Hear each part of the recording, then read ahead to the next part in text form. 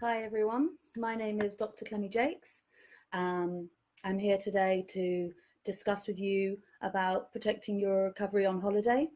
I'm just going to wait for some people to join us. In the meantime, I'm going to tell you a little bit about myself. I am a counselling psychologist and I work both for the Priory and for the NHS. I'm also myself in recovery for 3.5 years now. And so this is a topic that's quite close to my heart. I'm also an ambassador for the Azure Wellness Retreat, and we are offering a recovery holiday in September, which is why I've become interested in this topic. I have a few hints and tips that I can share with you from my experience as a psychologist and from my own personal experience and the experiences of people that I've gone on my recovery journey with. I just want to give you a bit of overview of what I'm going to talk about. So first of all, I'm going to talk about planning a holiday, the things that you can do when you're planning your holiday, which can increase the chance of you remaining sober or sort of clean or whatever it is that you're struggling with on your holiday. I'm going to talk about the journey, how you actually get to holiday, because I know that that's an area that a lot of people find difficult, the actual practical traveling element. Oh, hello, Joe. Welcome. Thank you for joining me.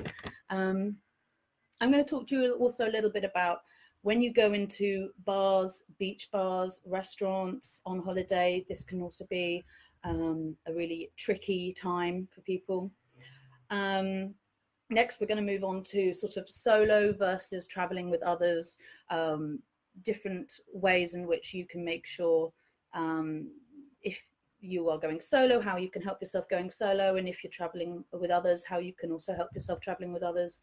And then finally, I'm going to talk a little bit about how to take your recovery with you, because you will have things that you do at home, and often when people go on a holiday, they, and me included, kind of forgot some of my daily things that I used to do, which just protected my recovery.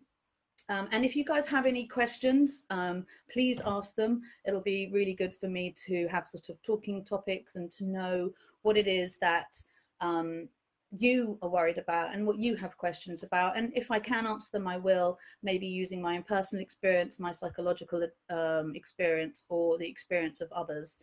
So first of all, I'm going to talk about planning your holiday.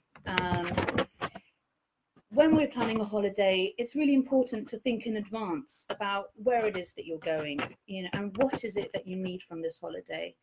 Is this holiday for fun? What type of fun are you expecting on this holiday? I know that in my past, when I went on holiday, that would mean having fun, and that would mean beach bars, that would mean going out on the town. But there's lots of different types of fun that people can have. And I also know from my experience that towards the end of my sort of drinking experiences, I wasn't really having fun. I thought I was having fun, but usually it was spent in a bar, it was spent drunk, it was spent regretting what I'd done the night before, and I was spending a lot of money. And I was missing all the other types of fun that there were around me, the cultural experiences, meeting people, talking to people, making new friends, because I was sort of sat in a corner or propped up against a bar, sort of ignoring those people around me that I could make, the connections that I could make. Or are you looking for relaxation? A lot of people go on holiday because they need to relax, and for a lot of us, relaxation also included something to take the edge off. And I think it's also important to challenge the narrative that in order to relax, one needs to have a drink or take something or do something to get to that relaxation point. There's many types of relaxation. I'm sure that some of you do meditation, some of you read books.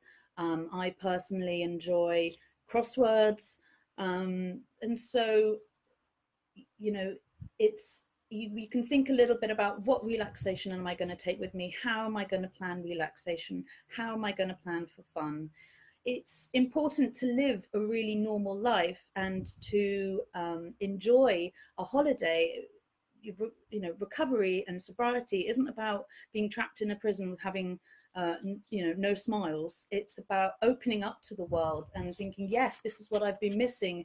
These are the holidays that I wanted to have all that time. And hello to all the newcomers. It's really nice of you to join me. You know, so it is important to live a normal life, to go on holidays, but it's also important not to take unnecessary risks. And if you think something's going to be a risky situation, especially in early sort of sobriety or recovery, or however you identify, you know, if you think something's going to be a tricky situation, don't try and push yourself through it. You don't have to do that. You can be compassionate to yourself and think, maybe that might be a risky situation. I shouldn't go into it without having some kind of backup plan and some kind of self-love for my situation, and an understanding that that might be hard for me.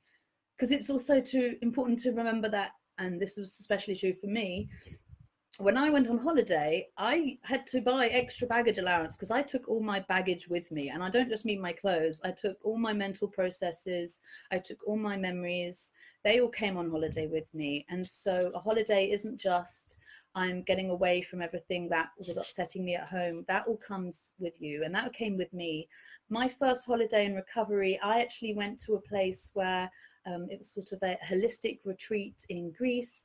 And I had worked there the year previously in the bar. I'd worked as a bar person, and I knew that when I went back there, that was the situation I was going to be going into. But I also knew that this was a place where a lot of people didn't drink, where there was a lot of people who were on a journey of some kind of recovery. A lot of people meditated. A lot of people were on spiritual journeys, and so those are the people that I chose to spend time with on that holiday. And I'm glad that I did that.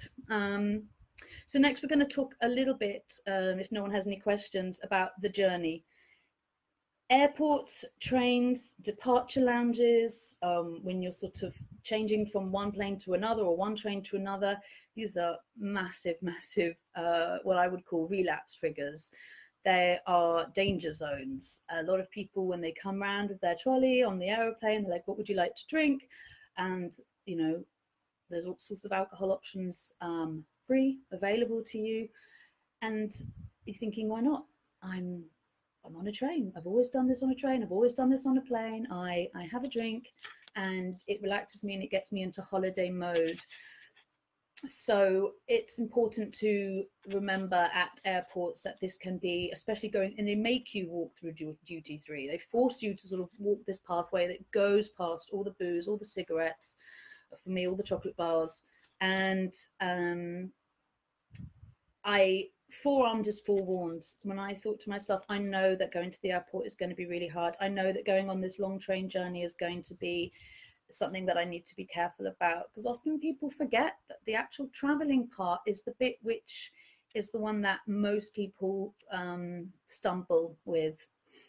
Old behavioral patterns, I didn't change overnight. A lot of people don't. And, you know, when there's no one else around you, when there's no consequences, as I would call them for myself, it's really easy to think one won't hurt. This free drink won't hurt. The moment anyone says free, I'm there for it. So this is for me a danger zone, and I have to think about that, and I plan accordingly. I know what I'm going to do when I go to the airport. I have already looked up I usually now, instead of taking a trip to duty free, go to Boots and buy sort of things like insect repellent, because I am prone to the insect bites. So the journeys are important, and it's important to remember that I give myself things to do on the journey, so I'm not just sat there twiddling my thumbs. When the air stewardesses come around and ask me what I want to drink, I say Diet Coke, please, or water, please. And I try not to even allow myself to think, oh, it would be nice, because there's also another thought in my head that says, but would it be nice? where would that take me? I could start this holiday off or end this holiday on the right note, or I could do that on the wrong note. So while you're there, another place which is a danger zone are bars, beach bars, restaurants.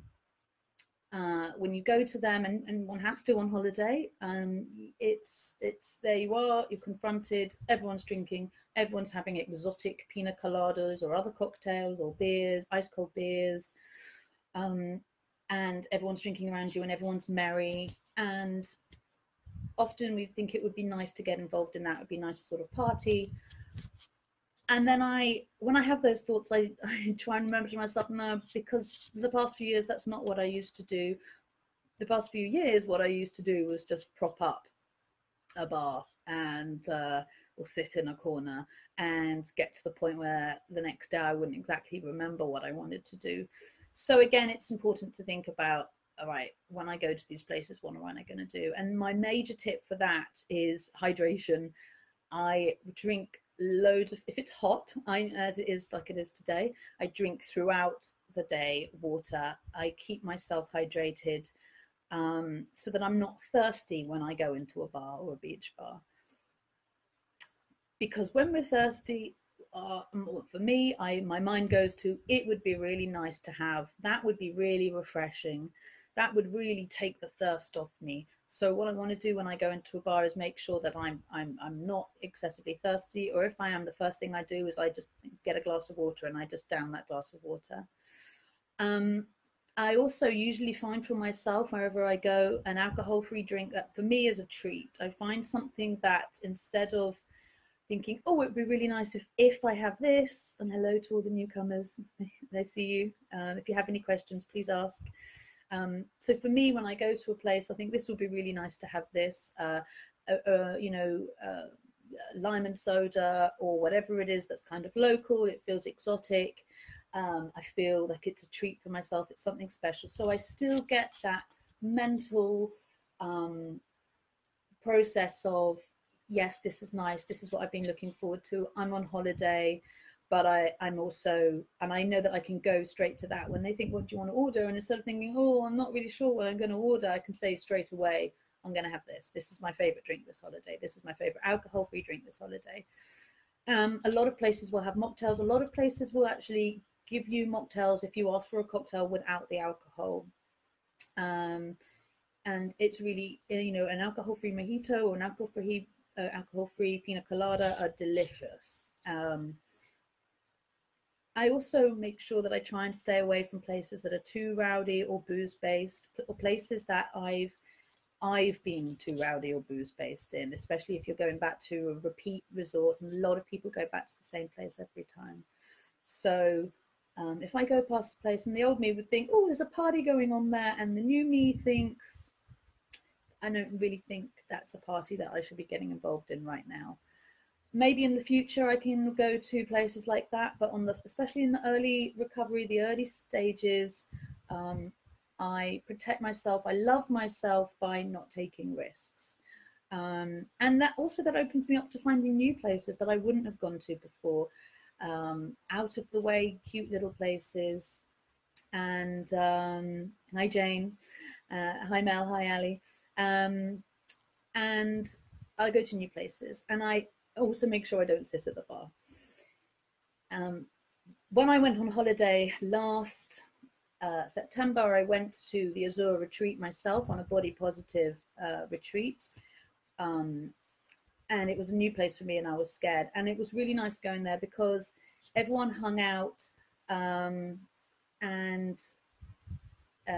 we sort of all sat around a table together, and that was new for me, and that was an enjoyable experience. And we talked until the early hours, and it was different because I didn't need to go to a bar. I was getting that social and that fun element just there from the people that I was with, people that I knew were like-minded and that cared about me because I'd spent the day with them. We'd done things together. We talked about our stories.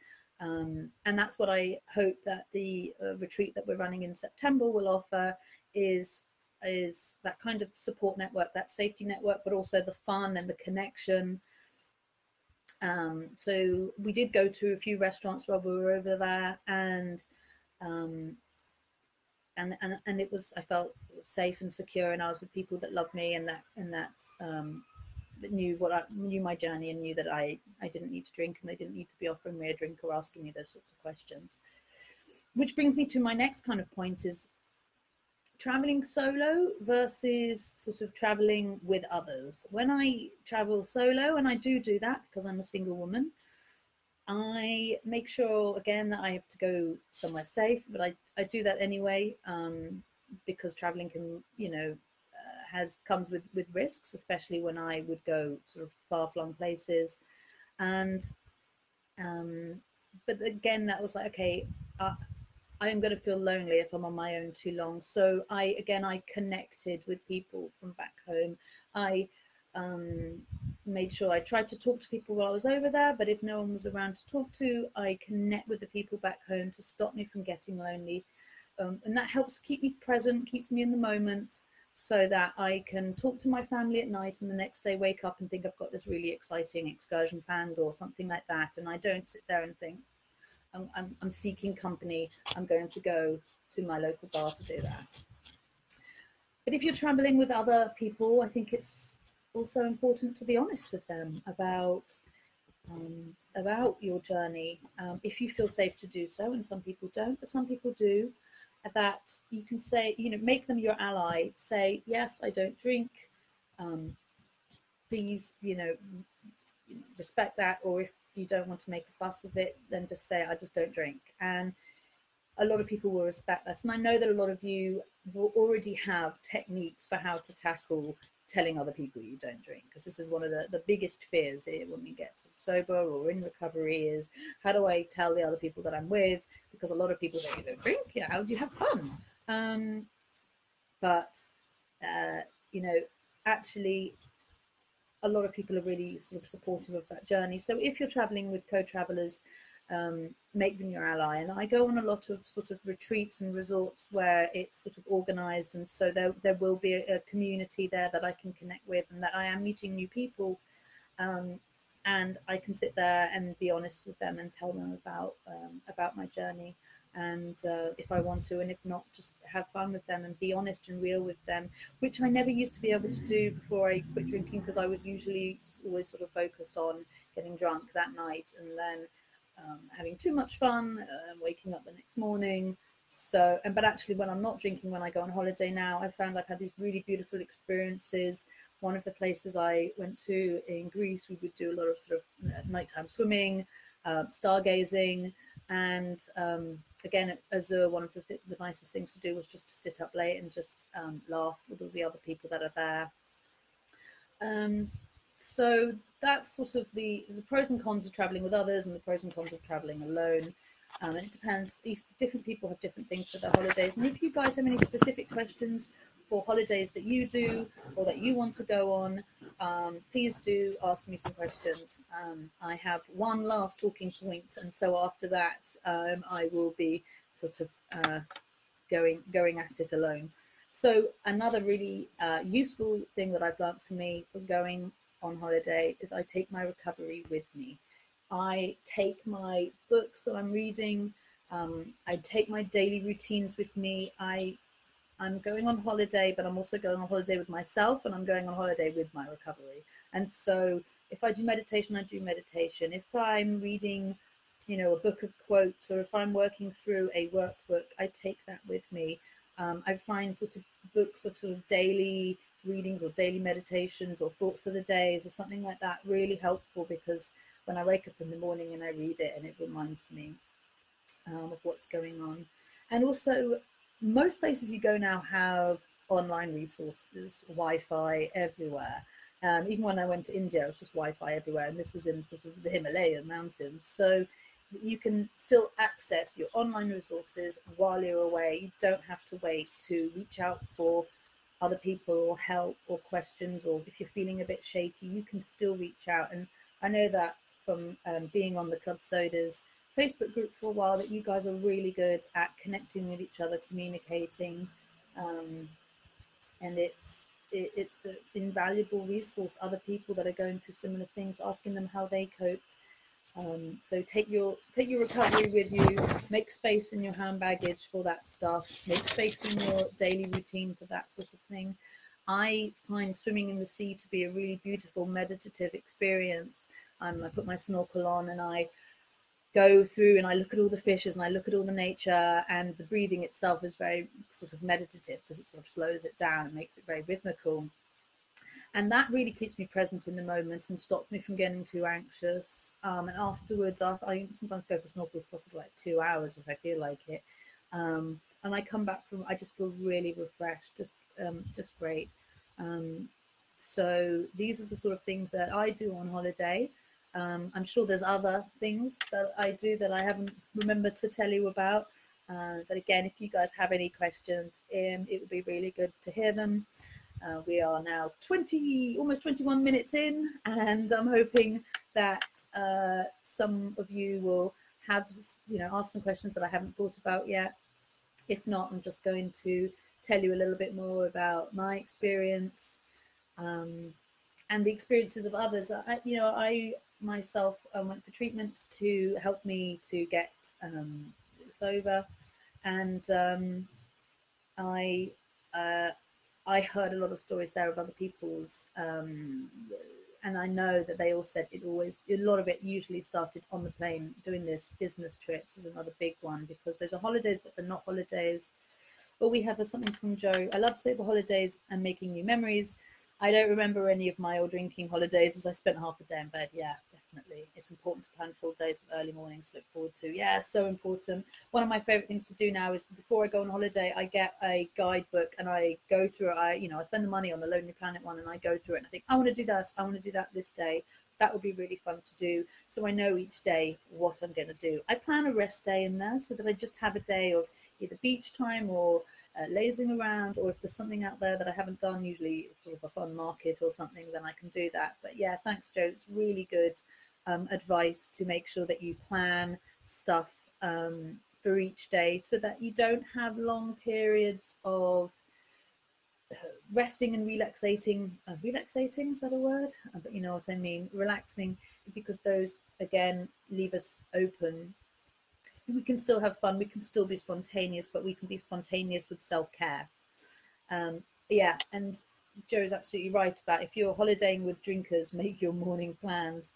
And it's quite nice waking up early in the morning. At Azure, people do yoga really early in the morning. They do yoga in the morning, they do yoga at night, and when people wake up in the morning and they do the yoga, it's lovely. You feel really refreshed. But if someone's sort of hungover from the night before and they miss breakfast, and they come down and they're sort of looking a bit ropey, and they're sat there with a nice cup of coffee, having done a nice yoga, eating a nice breakfast, because the breakfasts over there are really healthy and delicious, you do feel quite invigorated, and that you've made the right decision not to drink.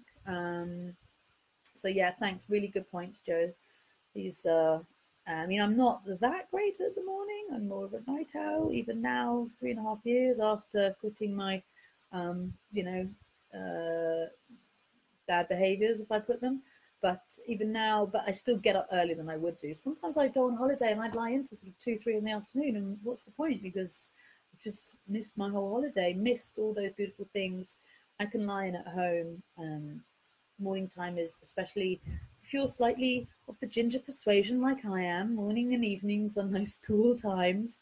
So they keep me, there's times that are actually much the nicest to enjoy, and I never really enjoyed them before.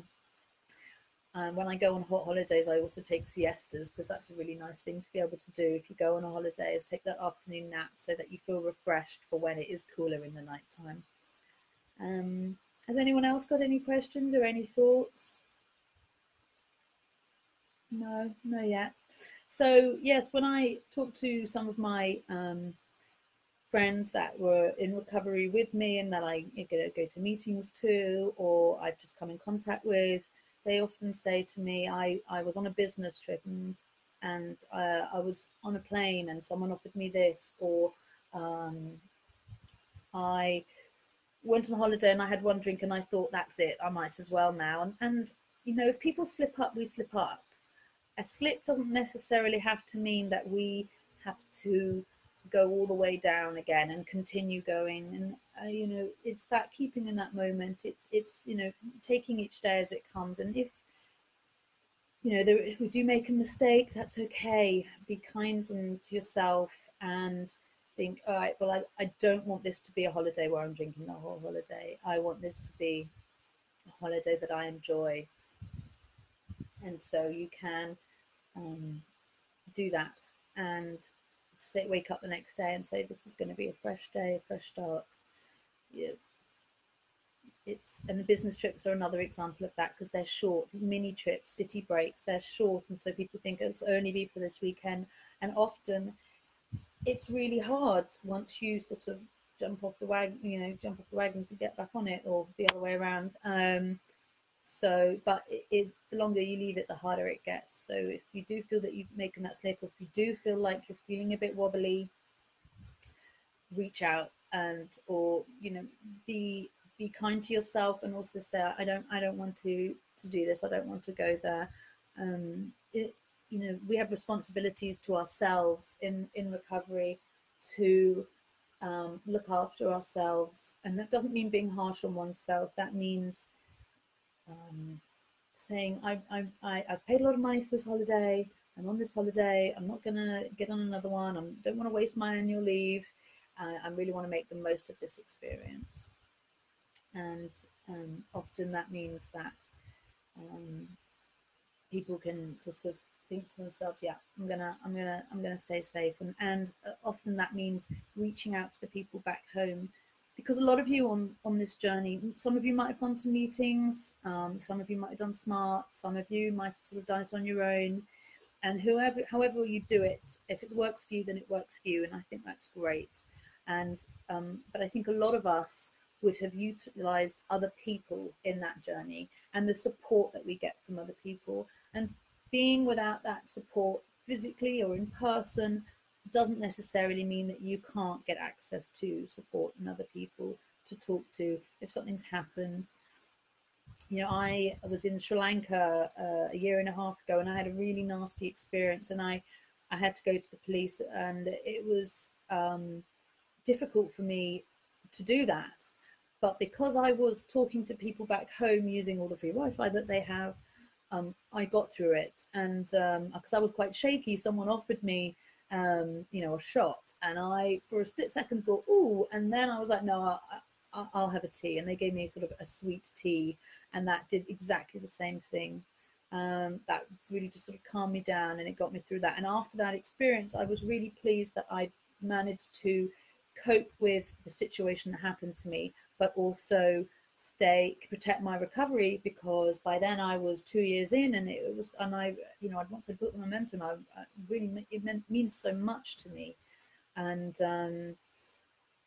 afterwards, and I also know that if I had drunk during that experience, when something bad happens, it doesn't make us any better able to cope with that experience. And because I had my wits about me, I was able to report a crime to the police without getting it too bad. But that you know, that counts for any situation. You know, travel delays, all that kind of stuff. It's, would a drink really make this situation better, or would a nice cup of tea also do the same thing, or you know, a nice fruit juice, or you know, an ice cream or something, or even just sort of sitting and listening to ourselves and how we're really feeling. And that's another really useful tool, is keeping journals, writing poems. A lot of people do that when you're on holiday. A lot of our creativity comes out when we sit back and relax, and we're in beautiful environments, and let that creativity flow. Write about stuff, sit with those feelings, and be kind to yourself, rather than trying to find something external to change the way that we feel about the internal. Hi Karen, welcome.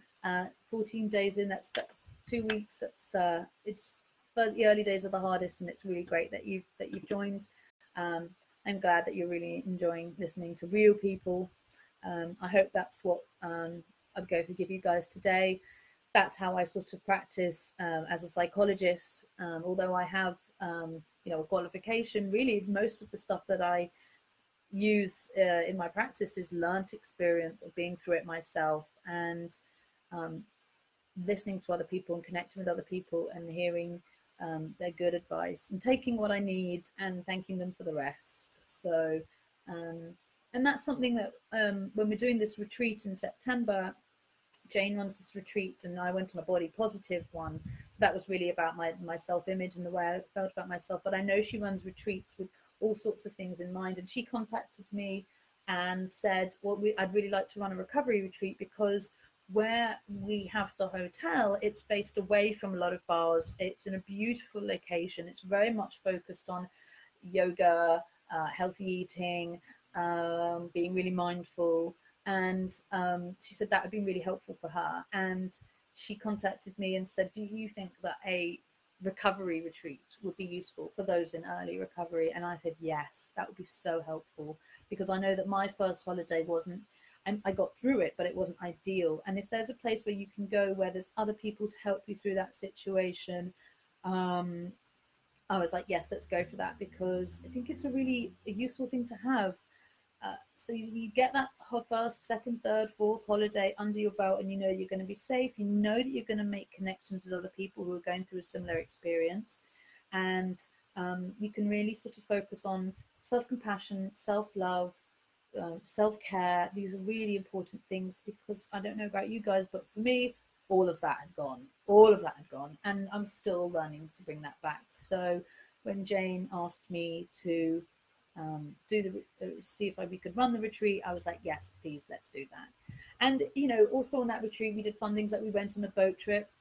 And I know one of the things I said to Jane when she said let's run the retreat is, I was like, okay, but that boat trip had a lot of booze on it, so that might not be the greatest. And she's actually gone out of her way to find and source a boat trip where there isn't booze, and it's going to be safe, but also do the same things that other people did, like go around all the islands in the beautiful blue seas, dive off the boat, do all that fun stuff, sunbathe, take photos, but in a safe environment and with people that you really like.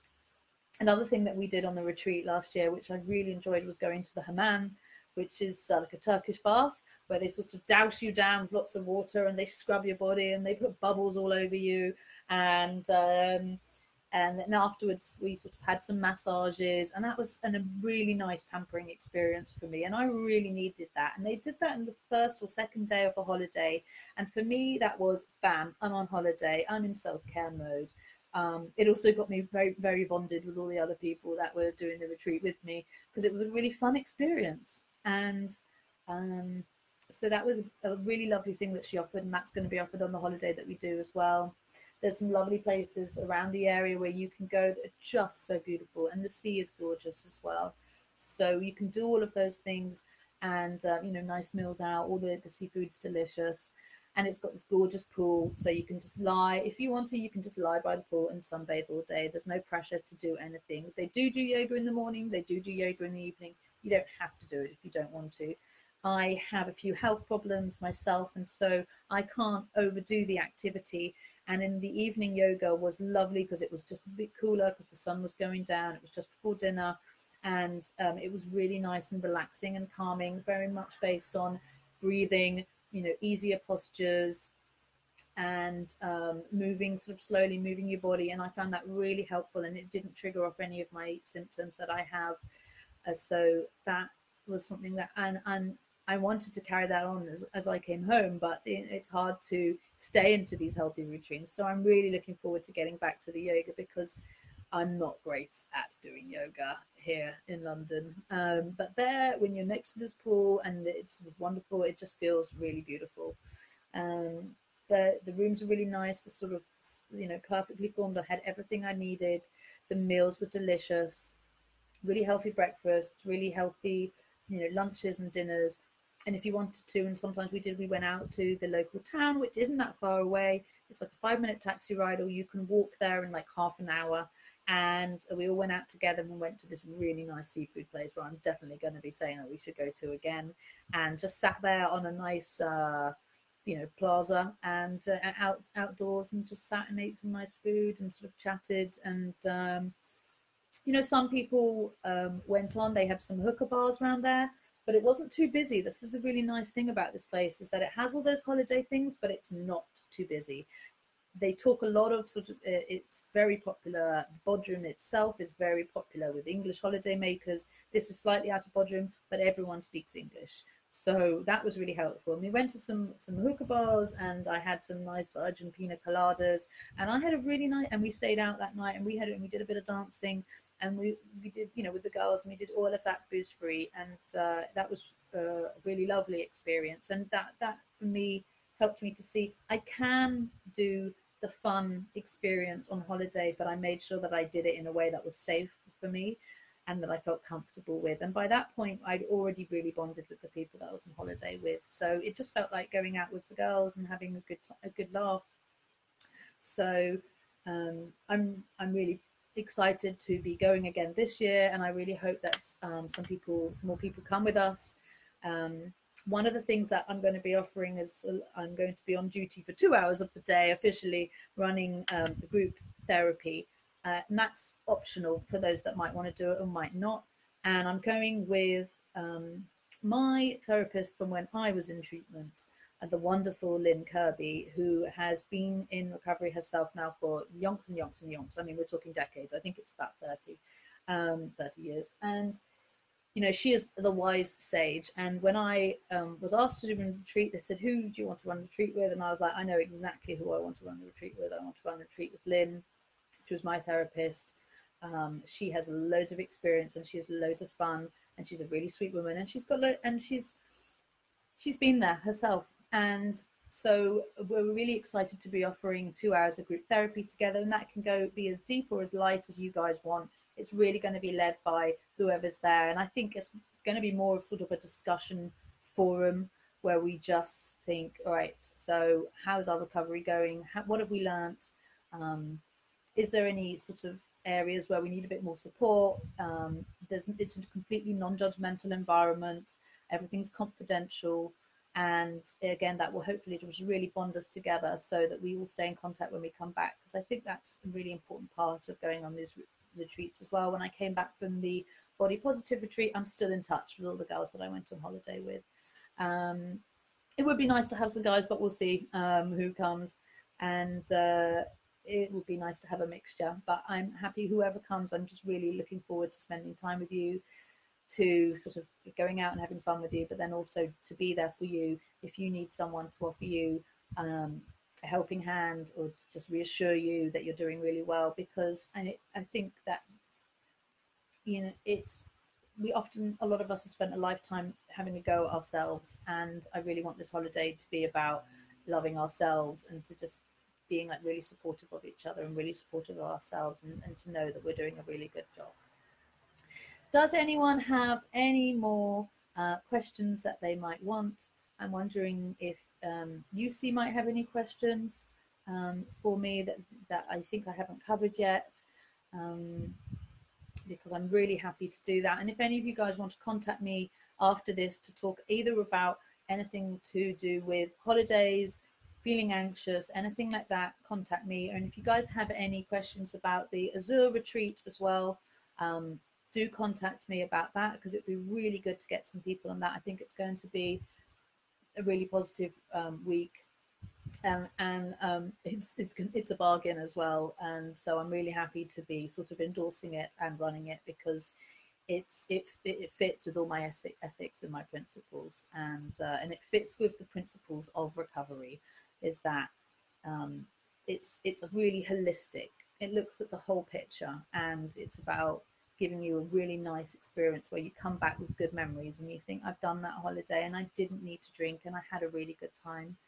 And maybe if we've got some time, I might take you guys on a long snorkel trip if you guys like that sort of thing. And maybe go on some walks if it's not too hot. And I think the time of year that we're going as well, it's not as hot as it is earlier in the summer, which is great for me, because otherwise I'm going to have to be hiding under a tree with a fan, 3 fans into my face, going, it's just so hard, I can't cope. So it's going to be that perfect time of year where it's just cool enough, but there's still enough sun to get a nice rounded tan. Has anyone got any questions? Or would anyone like to say anything? Or if anyone of you guys got any things that you found really helpful for your holidays, or things that you have felt have tripped you up, or that could have been potential dangers or hazards on going on holiday? No. Well, if you do, just contact me after this. I'll be really happy to answer any questions you may have. Message me, and I'll try and answer any questions you have as best I can. I think that, you know, the title of this webinar is, you know, protecting your recovery whilst on holiday, and I think that's what it is about. Protecting my recovery is something that's really important to me. It's something that protects me. It keeps me safe. It keeps me going. It has helped me with my journey. When I got into recovery 3.5 years ago, I was failing my doctorate. I was very unhappy. I was really lonely. I was very isolated. I had some really, really negative thought patterns. And now, because of my recovery, I've got my doctorate. I'm now working at the Priory and for the NHS, and I'm helping other people, and I'm doing what I've always really wanted to do. I've, you know, made contact with loads of new friends and old friends. I have a life, and it feels really precious to me. And I hold that dear, and I know that when we go on holiday, that's something we don't want to lose. We're like, I've worked really hard.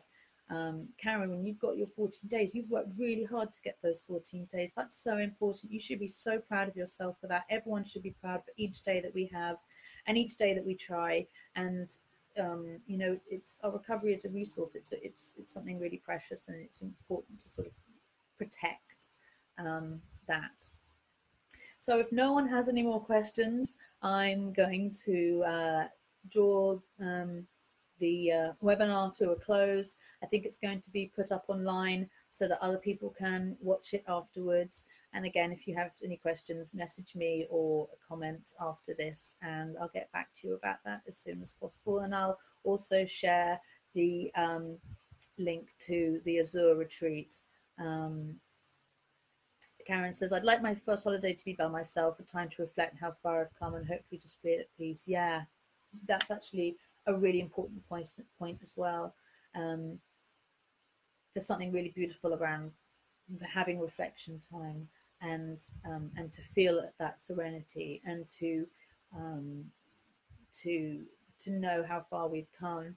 But make sure that you, if you're feeling lonely at all, do reach out, Karen. There are lots of people that if you are feeling lonely, and if you're not, just carry on and enjoy yourself. It's going to be wonderful. This is what life is about. It's about being able to have nice experiences like holiday, and that's what recovery is about. Often, you know, when we get into recovery, we have a bit of extra cash, and that we would have spent on drinking, and that can go into a fund. A lot of people put that into a fund for a holiday, and you deserve it. And it's you know, it's about saying, well done me, I've done a really good job. So I hope you have a lovely time on your first holiday, Karen, and everyone else. That's Jeremy for the webinar. Thank you for listening to me ramble on for 43 minutes. It's been really nice. Okay then, take care. Bye bye.